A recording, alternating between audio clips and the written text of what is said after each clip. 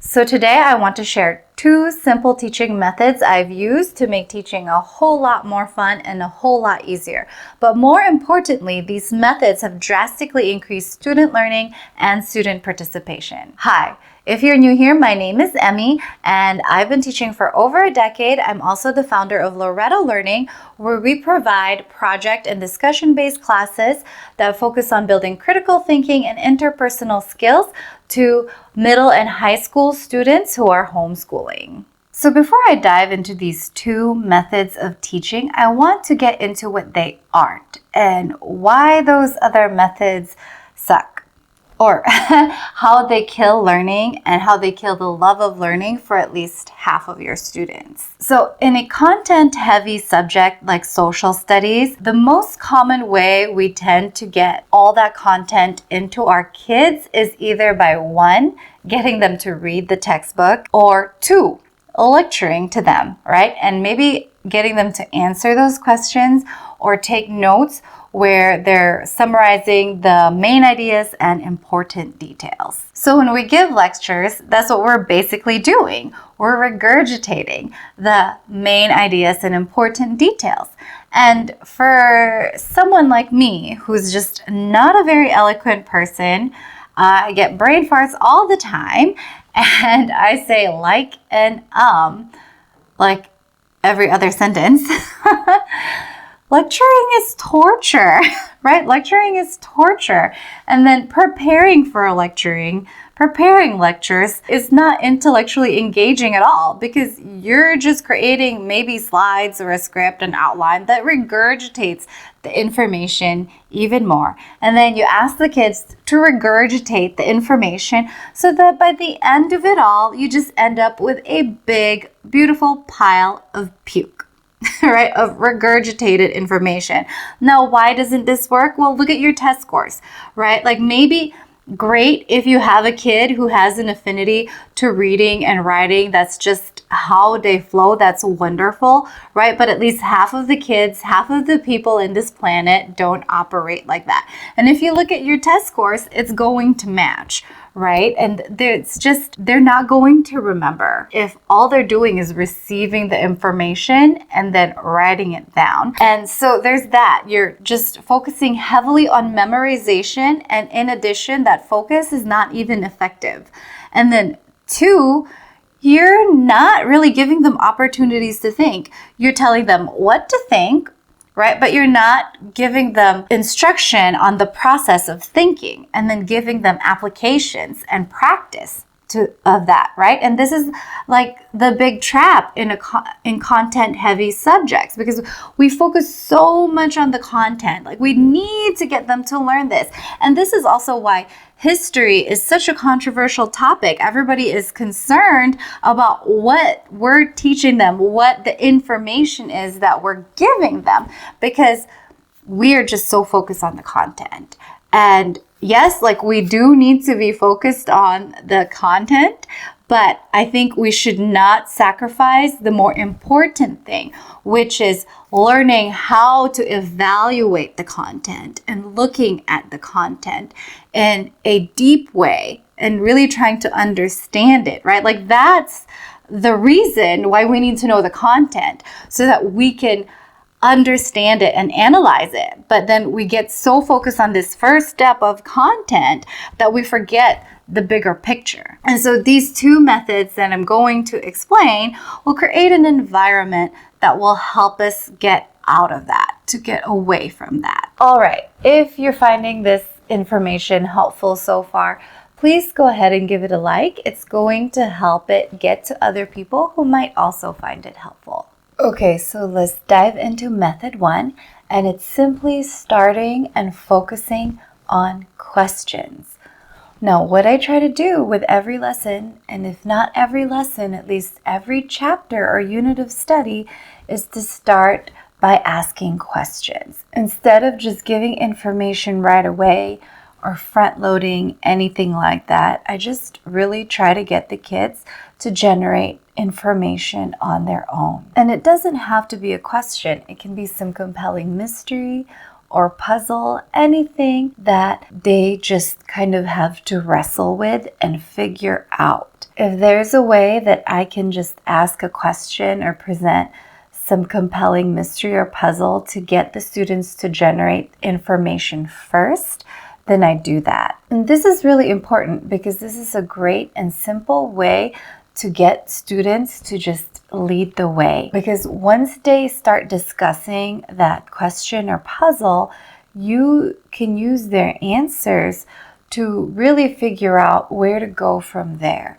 right? However they answer the question, things that they're able to answer and the ideas that they're able to generate, then you know the information that you don't really need to go over. And it also tells you what type of information you need to dive more deeply into and what kinds of questions you can ask them to get them to generate those ideas on their own. So yeah, you can start a class by asking a question first. And it doesn't have to be an open-ended question. It can be something where it's multiple choice or matching, especially when your kids are not used to this or you're dealing with younger children and they don't really know how to generate ideas on their own by themselves yet or are not used to it. One of my favorite things to do as well is by presenting like a really powerful or impactful layered image or short video clip, short sound clip even, or a short piece of text or quote. Just some content that has layers of meaning or a lot of things to unpack and try to get the kids to really dive into that. And when students are generating answers and ideas, really try to push them to answer those how and why questions about the topics. And so when you start with a question, you find then it becomes more easy to do the rest of your lesson in the form of questions. Instead of always just handing the information to the students, you're really trying to put the accountability on them and making them do the mental heavy lifting instead of just being receptacles of information where they're not flexing those brain muscles. You're actually getting them to work harder by thinking, right? And that is very important in the learning process. And you're getting them to make predictions first, right? And then even if their answers are wrong, that's really valuable because then their brain sees that and their brain has to adjust and make those corrections. And that's actually when learning happens, when our brains have to correct any misconceptions or mistakes that we make. It's the most powerful, impactful method that leads to long-term learning. Okay, so method 2. By focusing on questions, it's really going to make your lessons more of a conversation rather than a dry, one-sided monologue. So in this conversation, it's very important to make sure that as many of your students are participating and are actively engaging in the idea making process. Okay, so method 2 is going to help make sure that you have 100% participation of students in at least that idea generating process, even if they're not talking about it and sharing in front of the whole class, okay? And this method, I learned it from teacher school, and we called it, back then, it might be called something different now, but we called it the think, pair, share method. Okay, you might already be familiar with it, but here's the gist of it. So there are 3 parts. First, you want to get the students to think, and that's where they just take a few moments and sit with the question or puzzle, whatever it is, by themselves and generate their own ideas quietly on their own, independently. And I really like them to record it because the process of writing actually allows for ideas to flow more, okay? And I tell them, just write it down. I'm not checking your notes for grammar or correction or anything like that.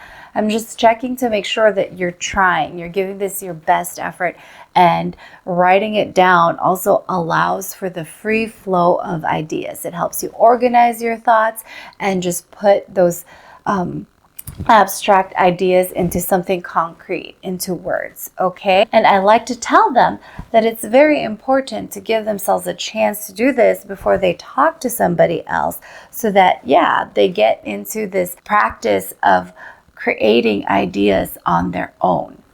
And then the second part of this method is pair, right? You pair with a partner or a small group, like some small and intimidating group of people where you feel comfortable as the student to share, okay? To share with another individual. You express the thoughts that you have, and then they express their thoughts that they have, whoever your partner is, and then they give you feedback. That's the discussion, right? And that's important, receiving feedback about your idea, whether you're being affirmed or someone is saying, oh, well, what about this? Like pointing out different things. Again, that's where a lot of learning happens, and it's really good, this peer-to-peer communication, someone that is on the same level as them, has the same background information, level of background information as the student. It's really important, if they have access to that, to actually make sure that they're getting into those discussions, rather than always having just discussions with an adult or someone who maybe knows more information, because then it's a process of learning together if they're at the same level. And then the third part of the Think, Pair, Share method is sharing with the whole class, right? And then that's where maybe if students are not comfortable sharing with everyone, that's fine, right? But then they get to hear other people's ideas, or maybe the adult in the room. You as the teacher, if you know more about it, then you can talk a little bit more, affirm, right, any good, correct answers, and any answers that are going the wrong direction, you can kind of redirect with convergent type of questioning to put them back into the same path, to get them to consider things that they might not have considered that would steer them into the direction that you want them to go. So then with the Think, Pair, Share method, I hope then you can see that it's a really great way to get everyone to engage, right, in this, instead of students just sitting back, especially your quieter ones, and allowing other people to do all of the answerings and like blurting answers out, right? And sometimes with the time that you have, there will be times where that's kind of what happens, especially when you're using this method and it's really becoming more of a conversation. But it is very important with every class to always have at least a few times where the kids are generating their own ideas by themselves and getting into the habit of doing that, so that they become active thinkers. And so you see then with these two methods of just focusing, starting with questions, and having this wait time and using Think, Pair, Share, your lessons will be more rigorous and a whole lot more student-centered. They get used to hearing ideas or taking in ideas and then formulating original ideas, right? Or at least their own ideas, instead of just spitting out information that they've heard from you or from the textbook, like just repeating information and parroting, right? And summarizing, rewording is a very important and actually difficult task, but generating new ideas, original thinking, that's also difficult, that they need practice in, and I would say is more important than just summarizing information. So I've found when I use this method, right, not only are my classes a whole lot more fun, because it becomes a conversation, and also more rigorous, where the kids are doing the mental heavy lifting and and they're the ones generating the content, generating a lot of the information. I just get to lecture less, which is great.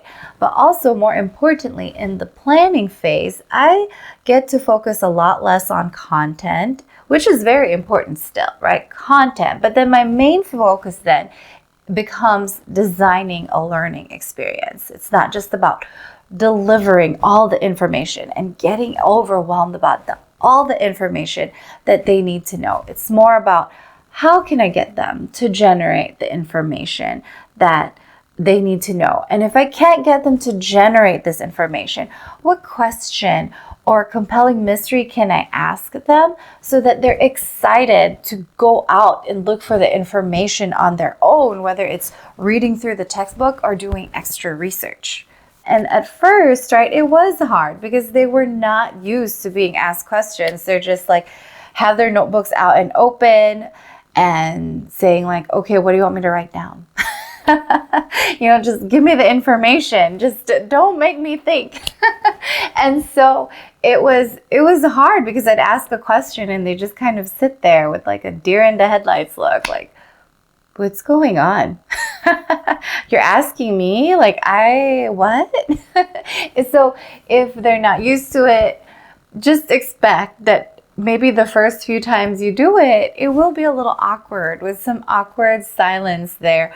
But I promise you, once they get used to it and at least like writing down, generating their own ideas, it's going to get a lot easier and a lot faster. And yes, this method is going to take a whole lot more time than just giving information and telling them, hey, copy this down. This is what's important. Read it 10 times so you don't forget it.